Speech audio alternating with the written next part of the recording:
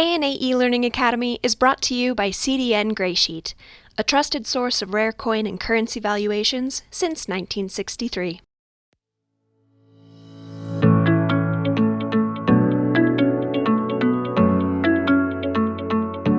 Thank you all for joining us today for the ANA eLearning Academy. The ANA would like to thank Graysheet for their support of the eLearning Academy. Today we have Michael, who will be presenting the occupation of Hong Kong and the life of a veteran. If you have any questions during this presentation, please put them into the chat or Q&A and I will read them at the end. Go ahead, all you now. Thank you very much. Thank you, Logan. Welcome to everyone. I hope you enjoy this presentation. It's taken me about 15 years to put it together, and without further ado, we'll start right now. To provide you with some background, in 1841, after losing the First Opium War, China ceded Hong Kong Island to Great Britain. The city of Victoria on the island became its capital. In 1860, China ceded Kowloon to the mainland, on the mainland to Great Britain. In 1853, when the resident British troops were reassigned to fight in the Crimean War, Lieutenant Colonel William Crane advocated the creation of a civilian defense force, and the Hong Kong Volunteer Defense Corps, also known as the Volunteers, was established in 1854. In 1898, Hong Kong acquired property known as the New Territories on the mainland, along with outlying islands, under a 99-year lease with China to expire on July 1st, 1997. My father, Henry Souza, was born in Hong Kong in July 1921. In 1938, at age 17, he joined the Hong Kong Volunteer Defense Corps. Here's a picture of him in 1939 when he was a member of the 3rd Battery, consisting of naval 6-inch guns. During that time, there were 3 banks issuing circulating currency in Hong Kong: the Hong Kong and Shanghai Banking Corporation, and here's an example of its 1935 $1 banknote, and its $5 banknote from 1941. The Chartered Bank of India, Australia, and China. Here's an example of its 1941 $5 banknote and its $10 banknote issued in 1941. And finally, the last bank to issue circulating currency was the Mercantile Bank of India.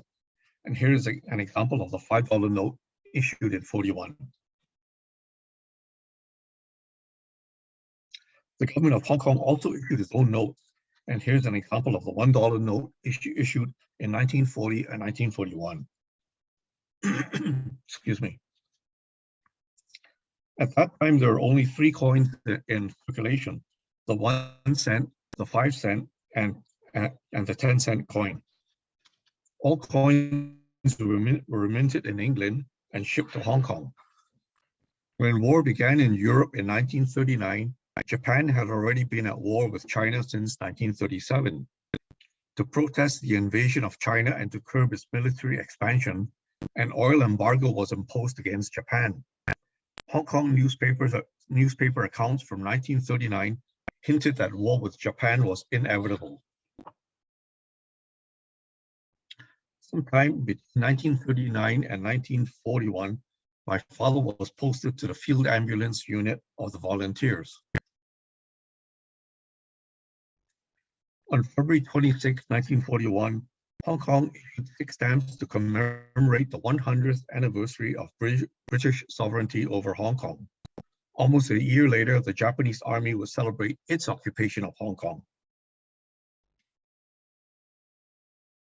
That same year, Hong Kong began to experience a shortage of 1 cent, 5 cent, and 10-cent coins, and the government claimed that these coins were being smuggled to Shanghai and sold to Japanese agents for their metal to assist the Japanese in their war efforts. In May 1941, the Hong Kong government had to issue 1 cent paper notes, and later in October, they also issued 5 cents and 10-cent notes to cover this shortage. War began on December 8, 1941, when 52,000 soldiers of the Japanese 23rd Army swarmed across the border from China into Hong Kong. To oppose them were 14,000 Allied soldiers consisting of Canadian, British, and volunteer units.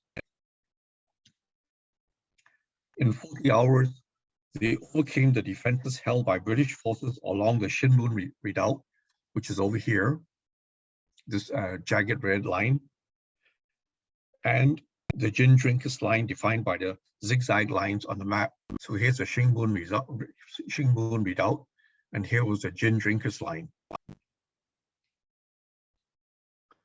The city of Kowloon on the mainland fell to the Japanese on December 12th, and the remaining defenders retreated to Hong Kong Island.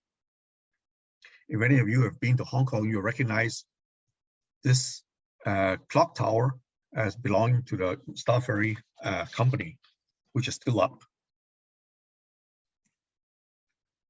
When the British were under siege on Hong Kong Island, there emerged a shortage of coins and $1 banknotes. The shortage of the $1 banknotes arose when the Japanese distributed leaflets warning that all notes over $10 would be worthless after the Japanese captured the colony. To relieve the situation, a stock of the Bank of China 5 yuan notes were discovered on the premises of the Commercial Press Limited in Kings Road, North Point. These notes were overprinted Hong Kong government $1 and released for circulation on the 13th of December.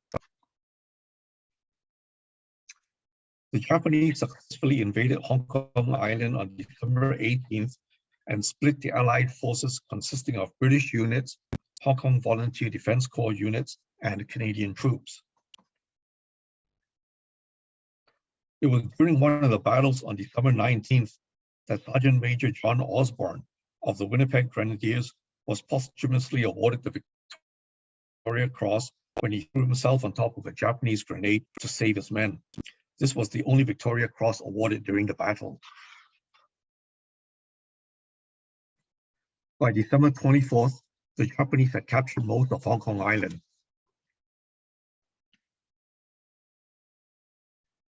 On Christmas Day 1941, the Allied troops were ordered by Governor Mark Young to surrender.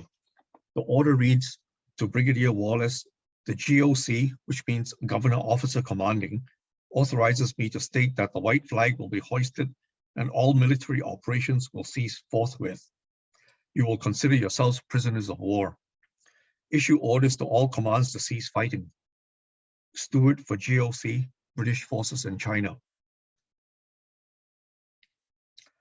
Japanese propaganda postcard depicts the surrender talks between Governor Mark Young and Japanese Lieutenant General Takashi Sakai on Christmas Day. My father and the other Allied troops became POWs and were sent to Sam Shui Po POW camp on the mainland. The Japanese prepared an index card on each POW, and at the end of the war, these records were seized and kept at the National Archives in the UK. In 2016, when I visited London, I went to the National Archives and found my father's POW card. The English translations of the Japanese entries are in red. So these two characters mean Sendai, also Sendai, Tokyo, date of birth. There's a date here, January 7th, 1942. His nationality was Portuguese. His unit was Hong Kong Volunteer Defense Corps. This Japanese characters mean Hong Kong, where he was captured was Hong Kong Island Defense Ground. The date of capture was December 25th, Christmas Day, 1941. And there's some personal effects about his next of kin. And she was a secretary. This is his mother, Rita Souza.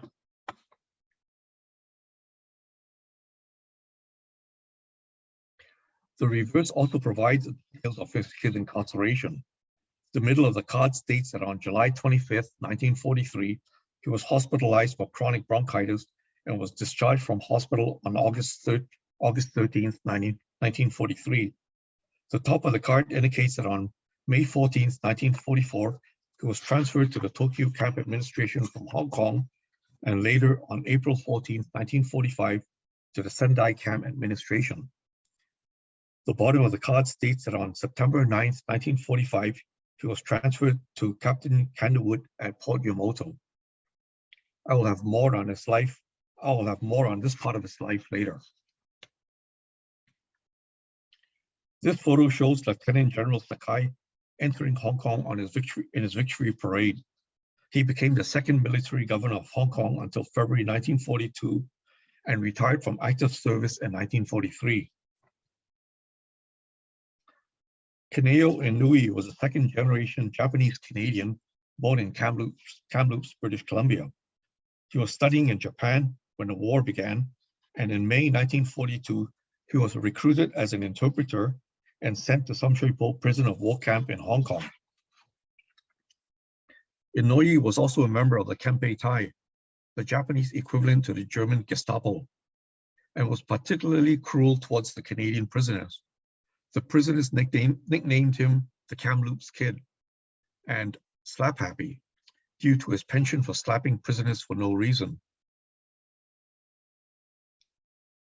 The coinage for Hong Kong was also affected by the war. All Hong Kong coins were minted in England, and according to the records at the British Royal Mint, there were 5 shipments of the 1941 1-cent coins. After the war started, one shipment was unloaded in South Africa, returned to the mint, and melted down. The fate of the 4 remaining shipments is unknown, and there are rumors that one shipment was sunk by a German or Japanese submarine, and another shipment was captured by the Japanese in Hong Kong and melted down for the war. None of the 5-cent coins destined for Hong Kong were shipped, and most were melted down for the nickel to be used in a war effort. Surviving specimens are some of the rarest of Hong Kong coins. Stamps were printed in 1941 by Bradbury Wilkinson, but due to the start of the war, they could not be delivered to Hong Kong until after the liberation. The official issue date for this series was changed to August 28, 1946. After the victory, the Japanese used the Hong Kong and Shanghai Bank building as its headquarters for the administration of Hong Kong. The Japanese soldiers shot one bank official to intimidate the others to open the vaults. In the vault, there were unissued banknotes totaling $119,800,000. Although half of these notes were already signed, they had no value because the bank had not yet acquired the reserves that were required by law before they could be issued. In any event, the Japanese forced the bank officials to issue them. These issued notes became known as duress notes. The notes consisted of the 1934 issue of the $50 note and the 1934, 1936, and 1937 issues of the $100 note and the 1936 and 1937 issues of the $500 note. When the war ended, all these duress notes were honored by the bank. The Japanese issued an order limiting the use of Hong Kong currency to $10 and introduced the military yen to the population. The Japanese reopened the Hong Kong branch of the Yokohama Specie Bank and made it the official issuer of the military yen.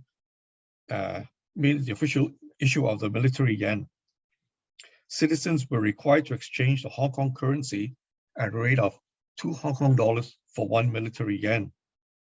For a short while, Hong Kong currency was allowed to circulate with the military yen. The initial 3 military yen were overprinted notes printed in August 1938 for use in southern China. The red overprints crossed out the name Bank of Japan, and the 4 characters identified them as Japanese Imperial Government military notes. The 3 notes in the series were 1 yen, 5 yen, and 10 yen. Later, the Japanese also circulated the series, which was printed in December 1938. These three notes omitted the name Bank of Japan and incorporated the previously overprinted inscription into the design. Again, they were 1 yen, 5 yen, and 10 yen. The second series included notes of a smaller size and small denominations that were printed in November 1940. These notes have 11 characters along the top here, okay, and that describe that when you translate it, translates as Imperial Japanese Government Military Note, and there were no serial numbers on the notes. They consisted of this 1 sen, 5 sen, 10 sen, 50 sen, 1 yen, 5 yen, 10 yen, and later, a third series of notes similar to the second series was also issued. The only difference between the third series and the second series is that these notes now have only 7 characters on the note, that rather than 11, and they do now have serial numbers. The removal of 4 of the characters deleted the reference to military notes, so they were just known as Imperial Japanese Government notes. Again, they were issued in 1 sen, 5 sen, 10 sen, 50 sen, 1 yen, 5 yen, 10 yen, and 100 yen. This banknote with a denomination of 2.5 rin was printed but never issued for use. This example was offered at a recent John Bull auction for $12,000, but did not sell. On July 24th, 1942, the military yen was revalued at 4 Hong Kong dollars to 1 military yen, and the military yen was made the sole legal tender of Hong Kong. The Japanese severely punished anyone caught using Hong Kong dollars. The Japanese also introduced 20 of their own definitive stamps for use in Hong Kong. These are just examples of the stamps used, but they're not cancelled in Hong Kong. The last 3 stamps at the bottom here, at the bottom right, were overprinted with new values and issued in 1945. Here's an example of the Hong Kong occupation mail using the Japanese stamps. On December 8, 1942, on the first anniversary of the war, the Japanese issued a set of 2 pictorial postcards. One depicted the Hong Kong race course, and the other depicted the sinking of the British training ship HMS Tamar that was moored in Hong Kong harbor when the war began. On the same day, the Japanese also issued 3 postcards to their soldiers to commemorate the first anniversary of the war. The 3 postcards came in a paper folder with a note explaining each of the postcards. The first postcard commemorated the attack on Pearl Harbor. On the reverse, all 3 postcards have the same printed stamp value of 2 sen and the image of a samurai warrior. The second postcard commemorated the attack and capture of an anti-aircraft battery in Hong Kong. And the third postcard commemorated the British surrender of Singapore. Between 1942 and 1944, the Japanese issued several postcards for the public's use. They are very plain with a printed value in the corner. This one is with a 2 sen value below the image of a mounted warrior. This postcard is one with a 10 sen stamp depicting the Nagoya Castle. This postcard with the original 2 sen value was overprinted with a 1.5 yen overprint and is believed to have been issued later in the war. Excuse me. I have very little information on these two postcards. They are described in the catalog as military affairs postcards, and on one, the stamp value is replaced with a picture of a perched dove, and on the other, a 5-pointed star. In 1944, the Japanese issued 3 100 military yen notes for use. Here we have the 1944 100 military yen in the style of the overprint series.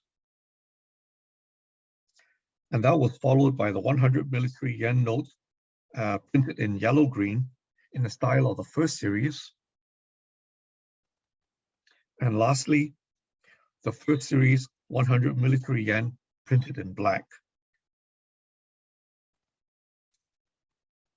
While all this was going on, my father languished in Summerhill prison of war camp from 1941 until April of 1944. On April 29, 1944, he, along with 47 Canadians and 137 Hong Kong Volunteer Defense Corps prisoners, were embarked on a ship on a tramp steamer called the Nauru Maru, bound for Japan. En route, it stopped over in Formosa, then went through Nagasaki and Hiroshima, and arrived at Moji on May 27, 1944. This was the last prisoner transport to leave Hong Kong, and they were very lucky to arrive in Japan. Several Japanese transports with Allied prisoners en route to Japan were sunk by American submarines, with a huge loss of POW lives. This is because during the war, the Japanese refused to put Red Cross flags on the prisoner transports, so there's no way to identify them as ships with prisoners. So the American submarines, not knowing any better, sank them as transports. He was sent by train to Sendai Camp Number 2 to work at the Iwaki coal mine, located at a village called Yoshima. It's right over here.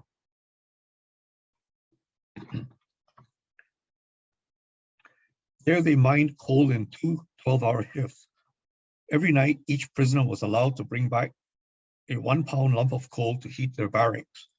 Food usually consisted of barley mixed with rice, and for working down in the mine, they each also received a bun. The buns were either eaten or used as currency by the prisoners. 6 buns could be exchanged for a tin of corned beef or spam from the Red Cross parcels. Here's a photo of him in Japan on Christmas Day 1941. In the photo, he is seated in the second row behind the goat. Note the Red Cross parcels. Here's 5 of them in front of the prisoners, and I think this prisoner is holding one more box. The Red Cross parcels did not arrive regularly, and often each parcel had to be shared among several prisoners. Well, apparently the Red Cross parcels, they were each supposed to get 1, but it never happened. Very often, the Japanese guards pilfered the parcels for what they could use before giving the rest to the prisoners. Although the prisoners were also paid wages of 10 cents for each day they worked in a mine, there was nothing to buy in the camp, so it was used for gambling.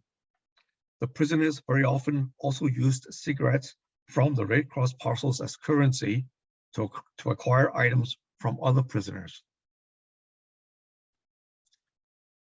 In the next picture, he's seated behind a white table. He's standing behind a white table, and is the person facing the other prisoners. He was in a church choir before the war, and he said he was leading prisoners and singing Christmas carols. This is one entrance to the coal mine taken after the war on August 28, 1945. This picture was obtained from my brother-in-law, whose father was also a POW in the same camp. And if you go back to the previous slide, he identified this prisoner as his father.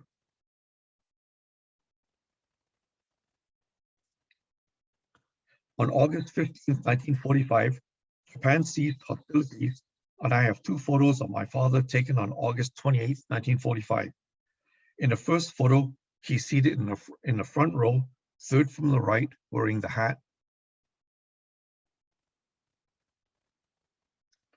In the second photo, He is seated in the middle row, second from the right.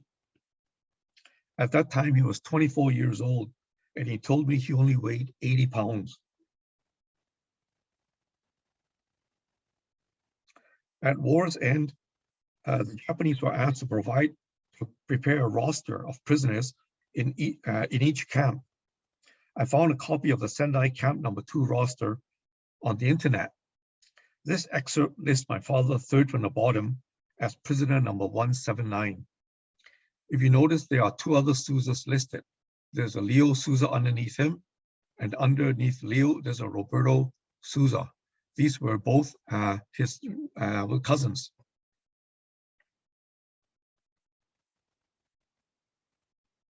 Another website provided me with an aerial view of Sendai Camp No. 2, taken on September 2nd by American planes as they dropped food supplies to the prisoners.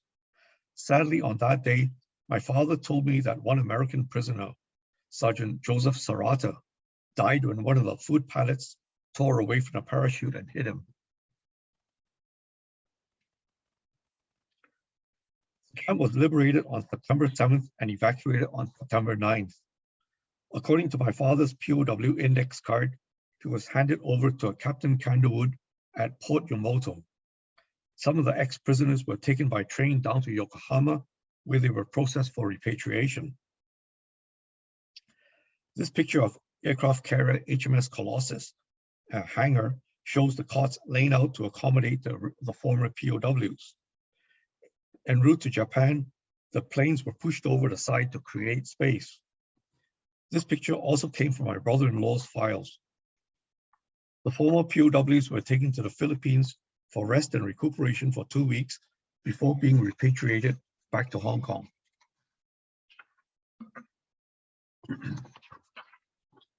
On September 1st, 1945, when the British military reassumed the administration of Hong Kong, the currency issue had to be resolved. But until new Hong Kong banknotes arrived, there was no option but to allow the circulation of the Japanese military yen to continue. The plates for a never-issued Japanese 1,000 yen notes were found, and a decision was made by the British military administration to alter the plates to strike through the 7 characters, add a denomination of $1, and the phrase Hong Kong government. But these notes were never issued and were eventually destroyed. Surviving examples are very valuable. In addition, the Central Reserve Bank of China 1,000 yuan notes and 5,000 yuan notes were discovered at the Chonghua Book Company in Kowloon. The 1,000 yuan notes were overprinted with Hong Kong government $5 and the 5,000 yuan notes with Hong Kong government $10. The overprinting and numbering was done by the old printery and were held in the vaults of the Hong Kong and Shanghai Banking Corporation. However, before these notes could be released, government notes printed in the UK arrived. These overprinted notes were held until February 1946, and then they were burned. Records show 2.4 million $5 notes were overprinted. Again, surviving examples are very valuable. To alleviate the shortage of legitimate currency, the Hong Kong and Shanghai Bank located some $5 notes printed in 1940 and 41. They were issued after adding a supplemental 4-digit serial number vertically on the face and the back of the note to distinguish them from $5 banknotes issued by the Japanese during the war. The location of the additional serial numbers are highlighted by the red arrows. The government of Hong Kong issued some of the earliest notes in 1945. These were 3 small uniface notes of 1 cent, 5 cents, and 10 cents. On September 6, 1945, the Japanese Ministry of Finance announced that all military yen notes were void. Overnight, the military yen literally became worthless pieces of paper to the people of Hong Kong. When I was growing up in Hong Kong, I still remember seeing these banknotes, not realizing that now this little green one, the 5-cent note, They're worth about $30 US now. We used to just throw them around. What a waste. On September 16, 1945, Japanese Major General Okada and Vice Admiral Fujita signed the instrument of surrender pictured on the right. On August 29, 1946, Hong Kong issued 2 stamps to commemorate the Allied victory. The stamps depicted a phoenix rising from the flames, symbolizing the rebuilding of Hong Kong after the war.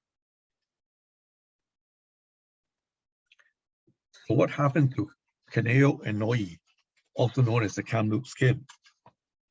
After the war ended in August 1945, Inouye was identified in Kowloon by liberated Canadian troops and was arrested. The Kamloops Kid was then tried for war crimes by a military tribunal for being involved in the deaths of several Canadian soldiers. He was convicted and sentenced to death. However, the verdict was overturned on appeal because as a Canadian citizen, he could not be prosecuted. He could not be prosecuted for war crimes committed by enemy soldiers. In April 1947, Inouye was tried on the criminal charge of treason. He was again found guilty, and on August 27, 1947, he was hanged at a Hong Kong prison. He was the only Canadian executed for treason in World War II. At the end of the war, the former military governor of Hong Kong was also found guilty of war crimes in China and executed by firing squad on September 30th, 1946. The Hong Kong and Shanghai Banking Corporation's first post-war notes were issued on March 30th, 1946. They consisted of a $5 note and $10 note, and here we have an example of the $5 note. The Chartered Bank of India, Australia, and China began reissuing notes in 1948 and also consisted of a $5 and $10 note. And here's an example of the 5. And finally, the Mercantile Bank of India also resumed issuing notes in 1948, but were only in $100 denominations. On April 9th, 1947, my mom and dad both got married.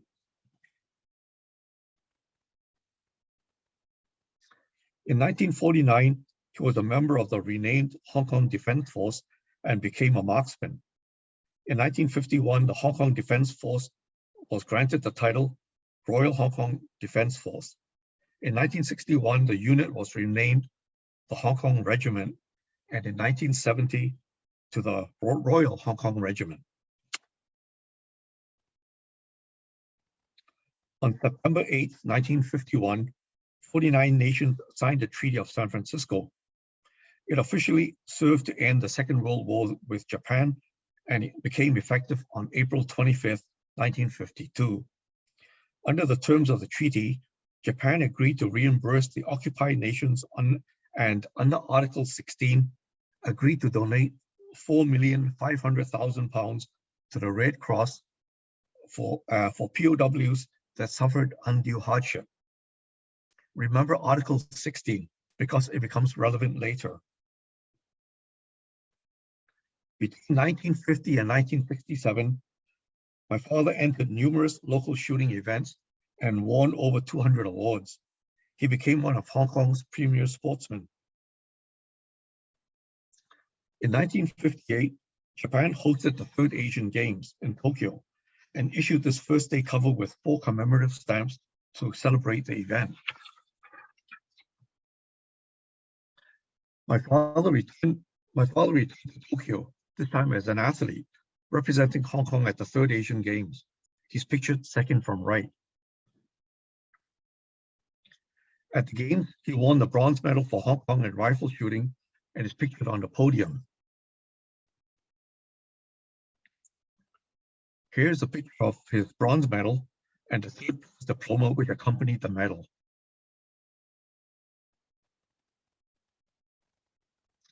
In 1959, Prince Philip, or now the late Prince Philip, visited Hong Kong, and on March 7th, he and my mother were both invited to meet him on board the yacht Britannia.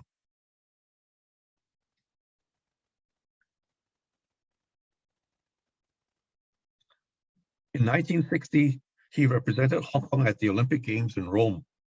Here he is pictured with his on-shoulder competition rifle.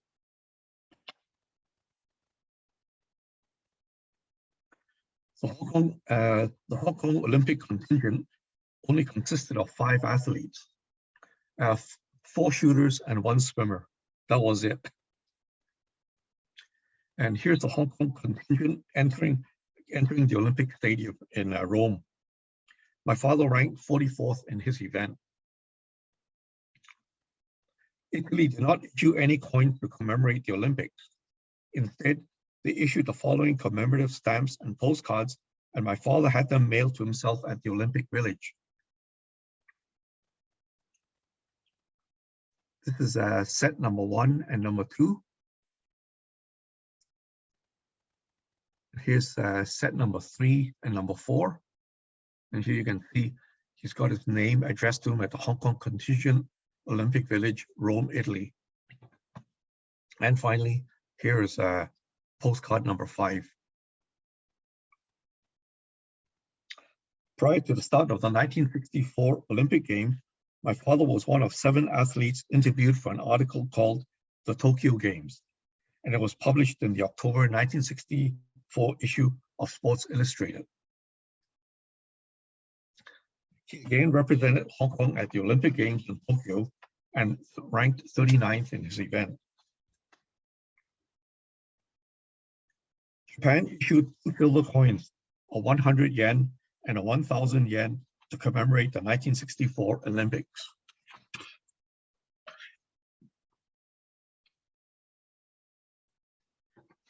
In addition, they also issued 4 souvenir stamps that my father put on this postcard, and again had it mailed to himself at the Olympic Village.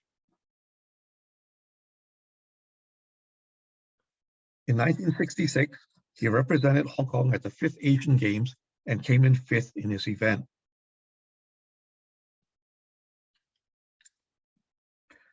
Thailand issued a 1 baht coin to commemorate the 5th Asian Games, and also issued 8 stamps shown here to commemorate the Games. He was also a member of the Hong Kong Regiment sniper section, and he is shown here wearing camouflage headgear, taking a break from his training. If you're a gun enthusiast, you'll notice the 2 rifles on the ground with the scope. There's a 303 rifle, and here's another 303 rifle with a scope.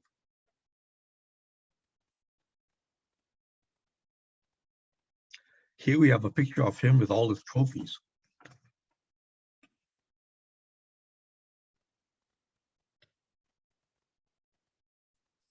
He raised 6 children, and here's our family in 1967. And at that time, here's me with big ears.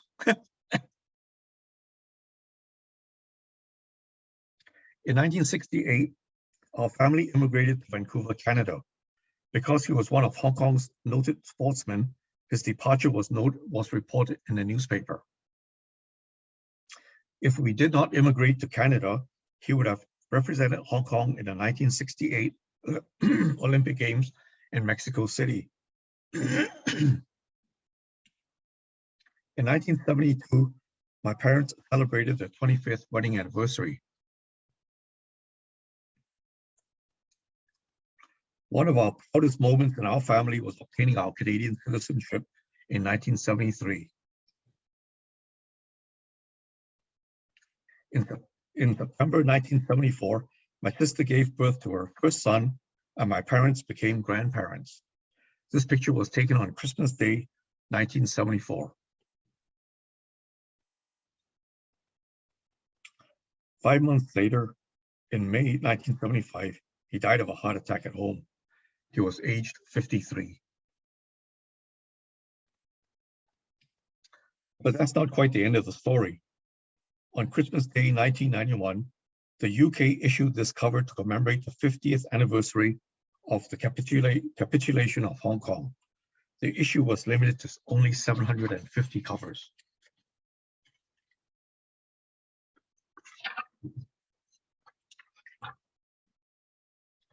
In August 1995, the government issued this first day cover with 4 commemorative stamps to recognize the Royal Hong Kong Regiment's 141 years of service. On September 2nd, the government disbanded the Royal Hong Kong Regiment in anticipation of the handover of Hong Kong back to China on July 1st, 1997. That same month, in September 1995, the Philatelic Bureau of Hong Kong issued this cover to commemorate the 50th anniversary of the signing of the surrender documents and the liberation of Hong Kong. Only 88 of these special covers were issued, and I think mine is number 75. Many civilians had kept wartime military yen and had been petitioning successive Japanese governments to redeem their military yen. Many of them had become destitute after being forced to trade their Hong Kong dollars for their military yen. Even as late as 1999, court cases have been launched against the Japanese government. All have been unsuccessful. Why? The Japanese government cited the 1951 Treaty of San Francisco that required Japan to reimburse nations that it occupied. And because these payments were made on a national level, there was no provision to reimburse the claimants on an individual level. As a result, many civilians that lived through the occupation went to their graves still owning bundles of worthless Japanese military yen. Many Far East Veterans Associations have also lobbied successive Japanese governments to reimburse them for their time spent as POWs and slave laborers. This time, the Japanese government cited Article 16 of the 1951 Treaty of San Francisco to deny payments. If you recall, Article 16 of the treaty required Japan to pay £4,500,000 to the Red Cross for POWs that suffered undue hardship. And that clause absolved Japan of all future compensation to the POWs. Now, of course, the Red Cross never distributed any of the money to the POWs or former POWs. In 2001, the British government decided to pay its surviving Far East POWs or their widows a one-time £10,000 payment to recognize their wartime suffering. But by the time, many veterans or the widows were no longer around to collect. Happily, my mom got her £10,000, and she lived until just after Christmas last year, and she passed away at the age of 95. In 2007, a researcher in Japan found documents in the National Library that Japan had been selling opium in China during the war to back the value of the military scrip that was issued. Isn't this like history repeating itself? Because 100 years ago, the British were also selling opium to the Chinese in exchange for tea. And final slide. In 2016, the Royal Canadian Mint issued a $20 coin to commemorate the 75th anniversary of the Winnipeg Grenadiers and the Royal Rifles of Canada's participation in defending Hong Kong in 1941. The obverse bears the wartime effigy of King George VI. Christmas 2021 was the 80th anniversary of the surrender of Hong Kong, and if my dad was still alive, could be 100 years old. That ends my presentation, and I hope you enjoyed it. Thank you. I'll stop sharing, and I'm going to head back to the meeting. All right. That was wonderful. Anyone who has any questions, please put them in the chat or the Q&A, and we will ask Michael. So far, not much, but okay. That was really wonderful. It was wonderful to hear about your family. Thank you. Changed to numismatics too. That's wonderful. Anyone got any questions? We'll give it about another 30 seconds or so. And if not, we'll go ahead and end it.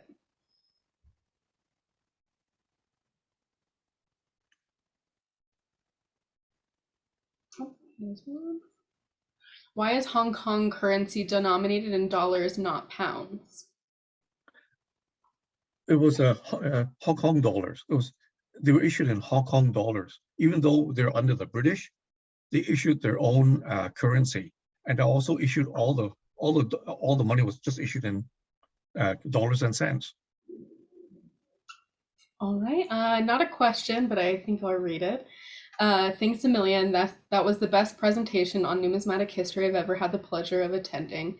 Fantastic mixture of history, numismatics, and family. And I would agree with that. That was great. Thank you very much. I appreciate that. Like I said, I was telling you, it took me about 15 years to put this together because my dad died when I was 19. And, there was so much information I had to dig up to slowly build this PowerPoint. But I thank you very much for your comments.